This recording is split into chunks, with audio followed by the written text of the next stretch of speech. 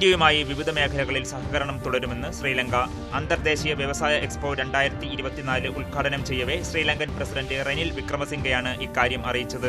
സൂക്ഷ്മ ചെറുകിട വ്യവസായ മേഖലയിലെ പരസ്പര സഹകരണം സംബന്ധിച്ച് ചർച്ചകൾ തുടരുകയാണ്.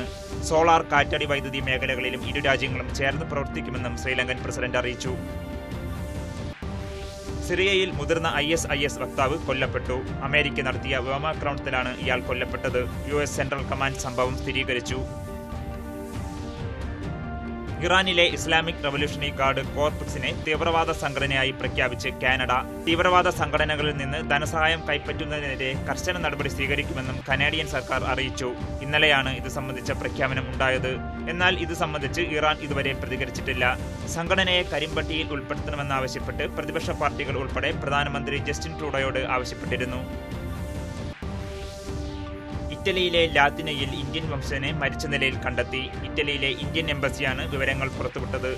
സംഭവം ഏറെ ദുഃഖകരമെന്ന് എംബസി അധികൃതർ എക്സിൽ അറിയിച്ചു. തൊഴിലാളിയായിരുന്ന സത്നാം സിംഗിനെയാണ് മരിച്ച നിലയിൽ കണ്ടെത്തിയത്. ഒരു ഫാം ഹൗസിൽ ജോലി ചെയ്യുകയായിരുന്നു എന്നാണ് പ്രാഥമിക വിവരം.